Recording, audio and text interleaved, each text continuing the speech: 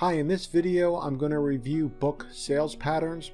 We're going to talk about the 4 different types of sales patterns, how to determine the sales pattern, and how you can make better buying decisions when using the sales pattern when flipping books on Amazon. So if you're looking for a vehicle to buy, you'd want to know what it was before you purchased it. And just looking, you can tell whether or not it's a sedan, it's an SUV, a pickup truck, or something else. These are all very obvious just by looking at the vehicles. But we're not shopping for a vehicle, we're shopping for used books. And if you were to simply look at the listing of a book, it's really not that obvious what the sales pattern is.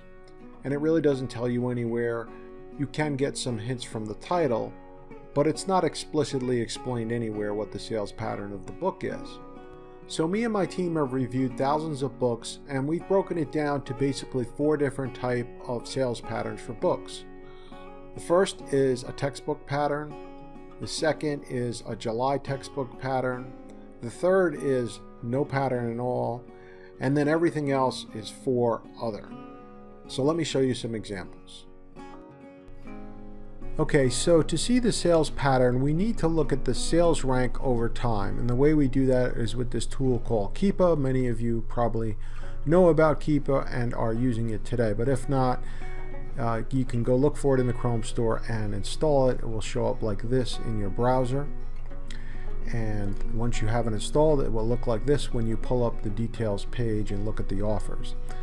So if you were looking at this book, and I only have, this video we're not going to get into using a.k.a. but we are, we do need to show it, and we'll just have the sales rank highlighted. So looking at this chart, can you tell what sales pattern this is? The answer is no, not accurately.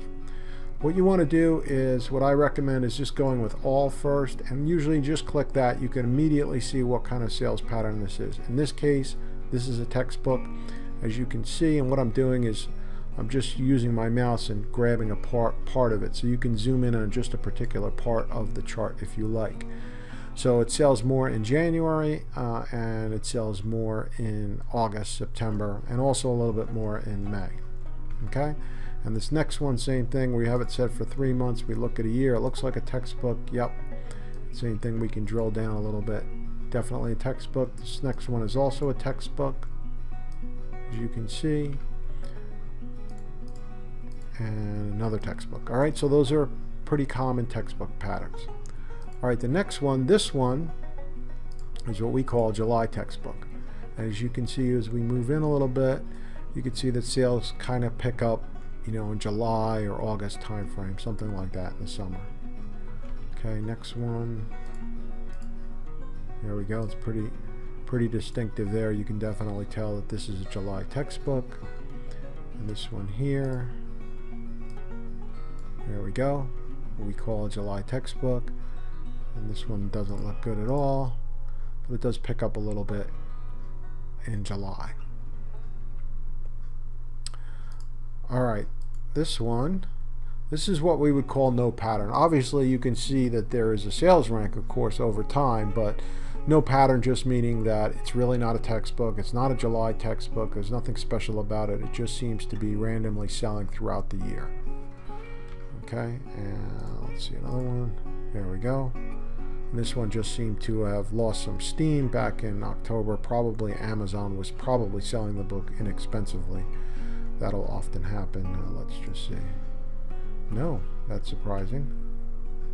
So there was some reason why sales started to decline. Don't know why, but that happens. All right, next one. That would be a no pattern. Let me take Amazon off of there. And this would be a no pattern as well. Now this one, we're going to consider this one an other. And if you look closely, why I say it's another is because, let me zoom in on this part of it. Take Amazon off. As you can see, for whatever reason, this prep guide, so they must have their test or whatever in January. You can see that, I'm sorry, I'm reading the chart backwards.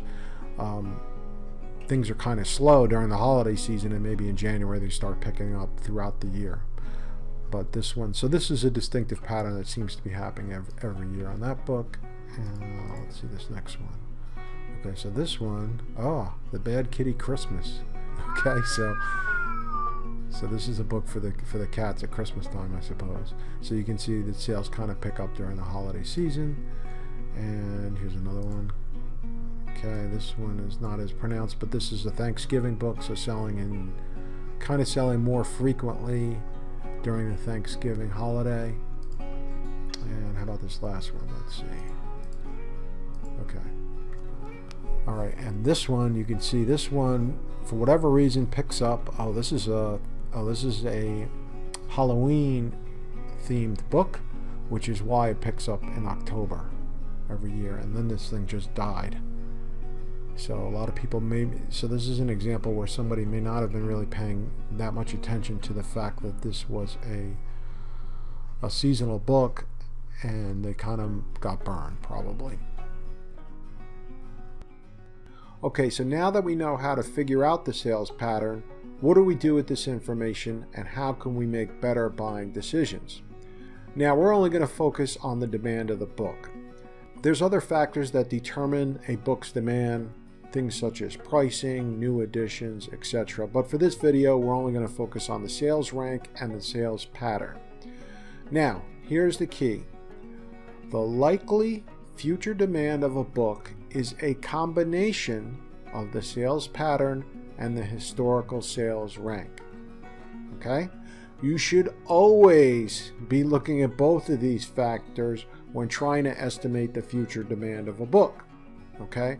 A big rookie mistake I see is people looking only at the 90-day average sales rank, or worse, the 12-month average sales rank, without looking at the pattern of the book or considering the time of year in which you're purchasing the book.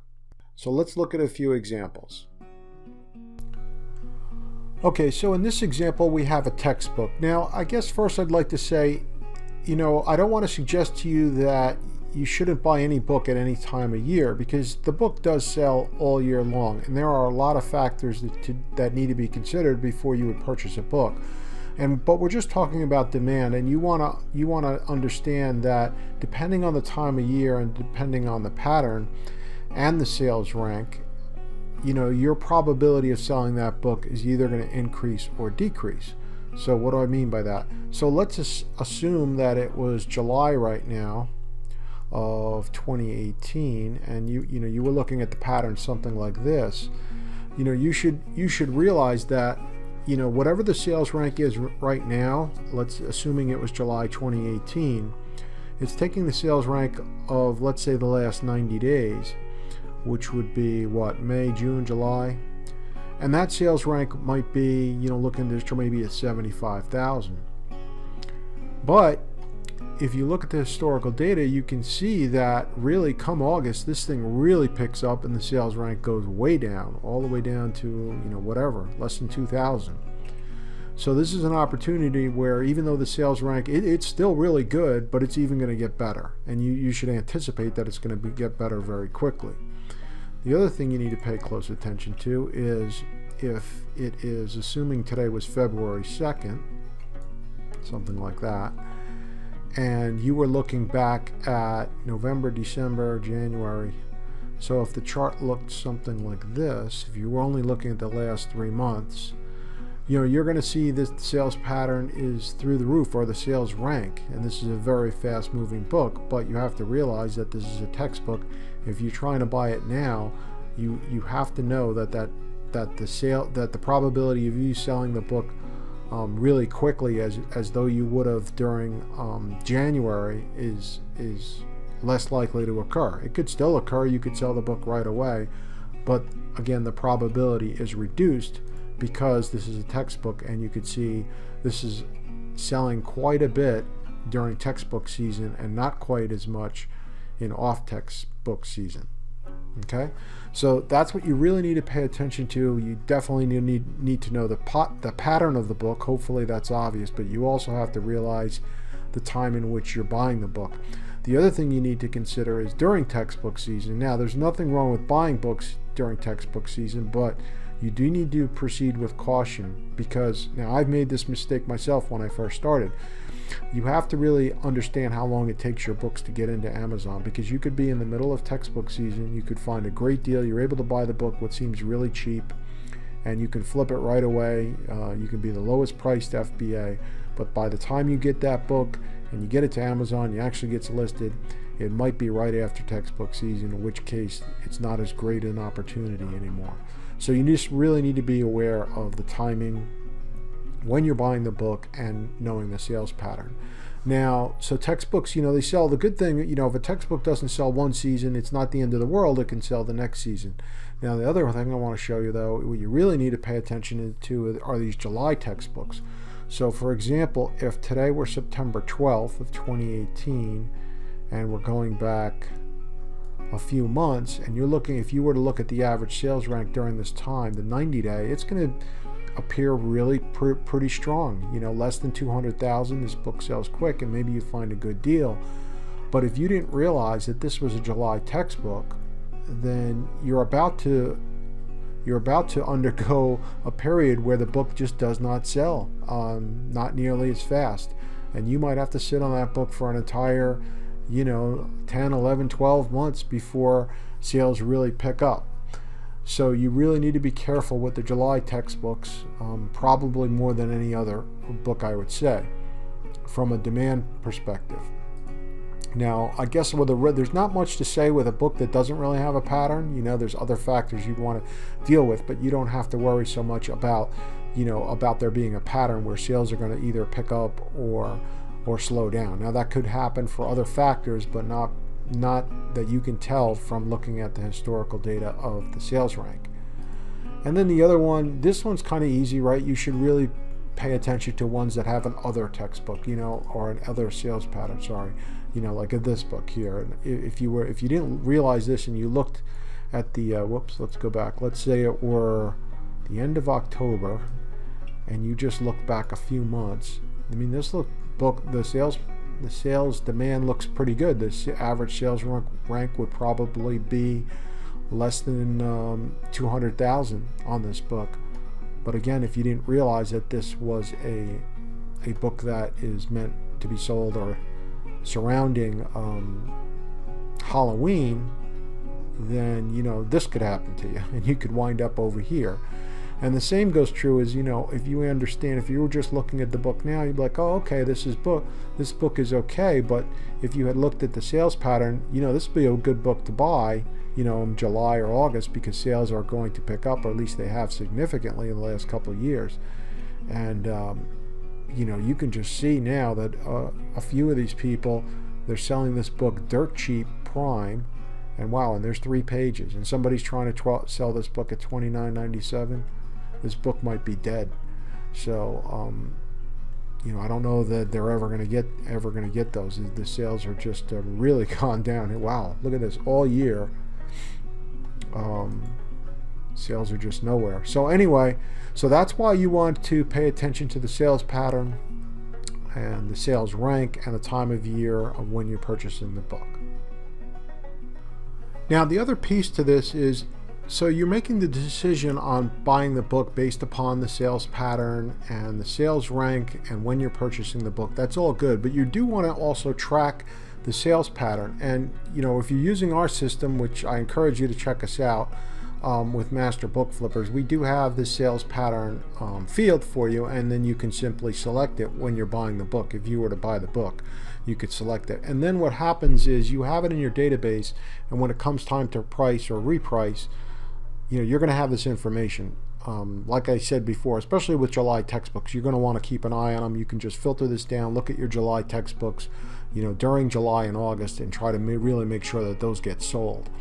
And also, we, as a benefit for if you have diamond flips, we include those for you. We actually figure it out. We're looking at it so that when maybe one last thing for you to look at when you're reviewing a book to purchase or not, we're already figuring out the sales pattern for you. So we document that for you.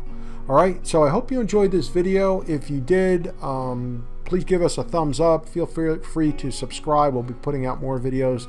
and hopefully you found this helpful. And if you want to check this out for yourself, go to masterbookflippers.com. Thanks for watching.